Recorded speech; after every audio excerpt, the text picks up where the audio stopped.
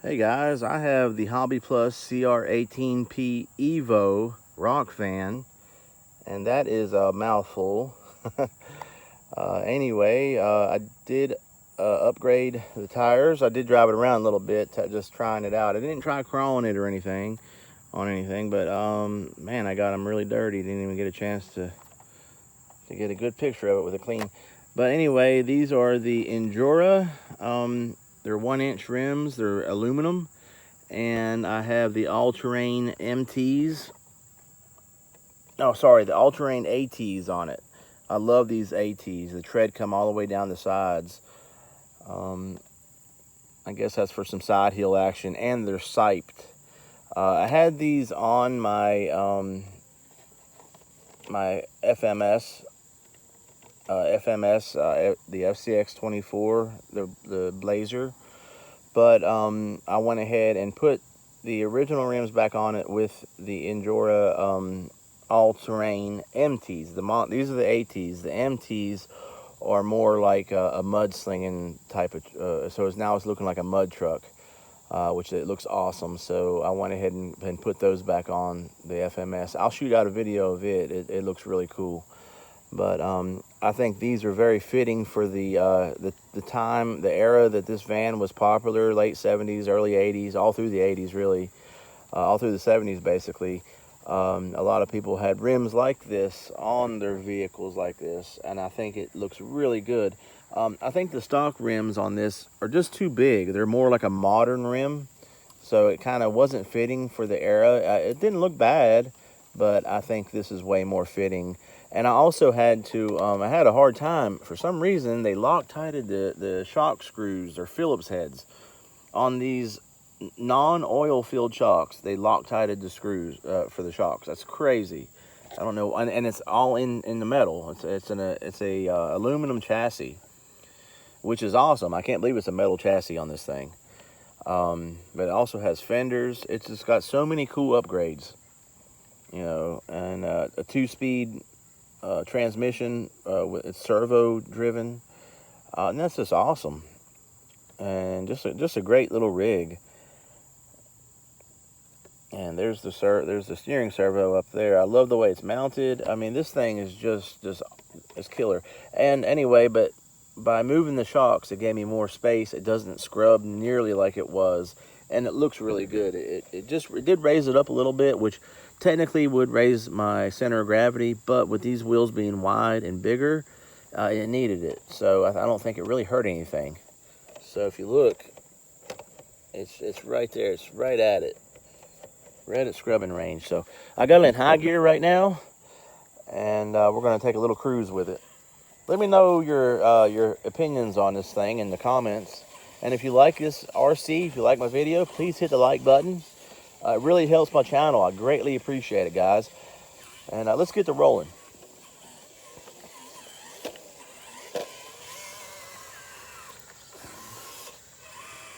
In the background, you see the TRX 4M. It's got the high-speed transmission, the high-speed gears on it. And look how fast this thing goes. I mean, it's gone.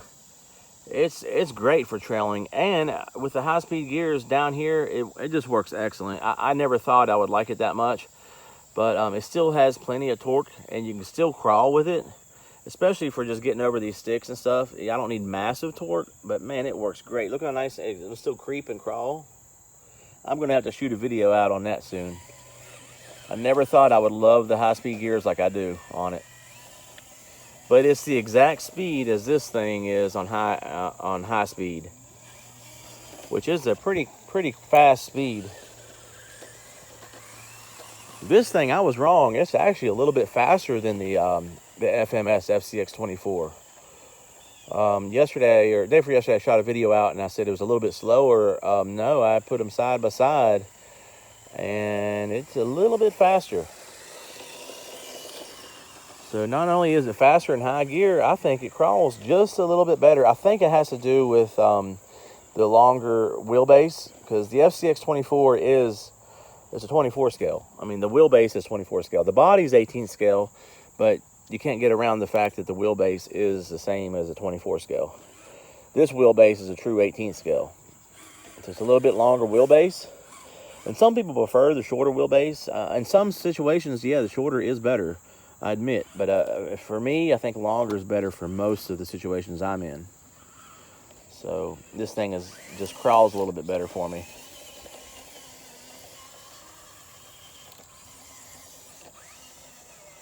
But I'm not hardcore crawling on rocks and stuff. I'm always just on brush and sticks and logs. These tires are they outperform the original tires. They're so much thicker. They got a lot more, better tread pattern, more tread. They got thicker foam. It's because it has less, they're smaller wheels. The actual rim. Smaller rim, it makes more room for more tires, so it moves more, and it works really good.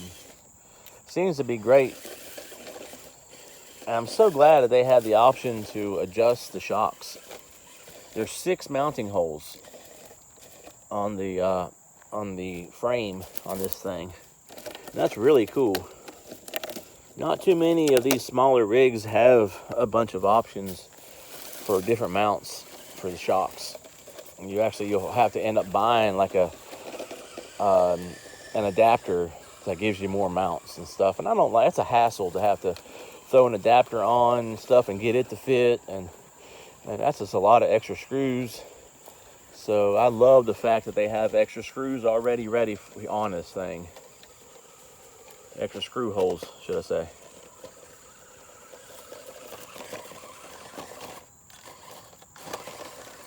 I'm digging these tires. I think they look so cool. It's period correct, I believe.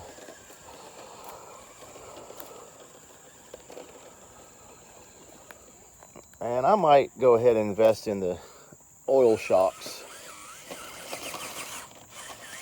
I haven't decided yet. These have been working really good so far, so the way I look at it, if it's not broke, don't fix it.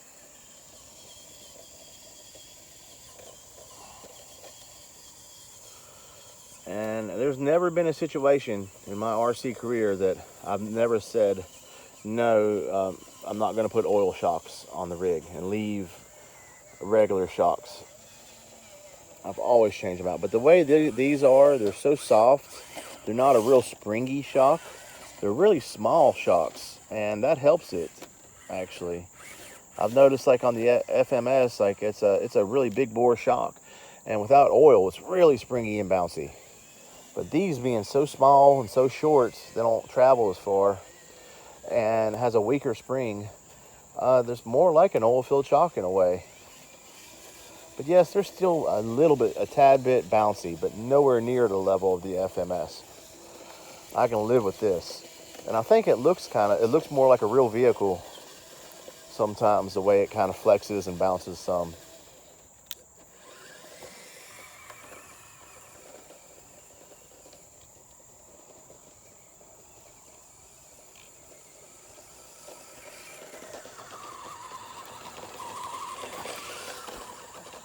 Man, I love this high gear in this thing. It's so just great for trailing. I use both the gears on this just back and forth so much. I'm going to wear out that servo. That'll be a good test for it.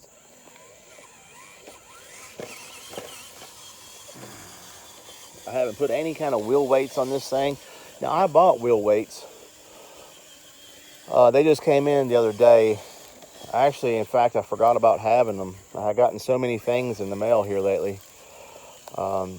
I'm definitely going to try them out, and I'll shoot a video out trying out the wheel weights versus this. See if there's a huge improvement, which there should be. It should lower the center of gravity, lower my weight down.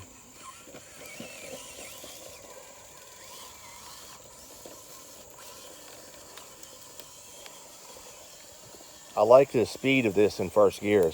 I think it's just right. It's not too fast and it's not too slow. Nice crawling speed. It gives you room to slow it down and room to speed it up a little bit when you need the power.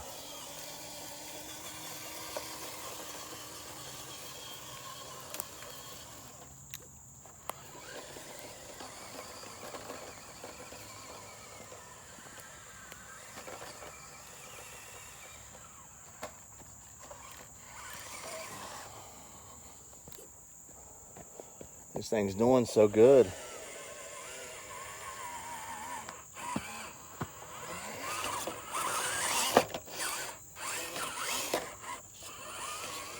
Yeah, see it flexing there.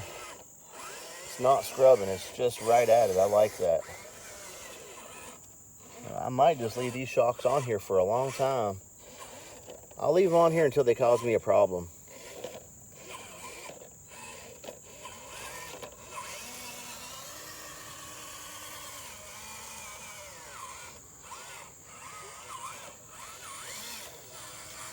Maybe things will be different when I put the wheel weights in. I don't know. Yet to see.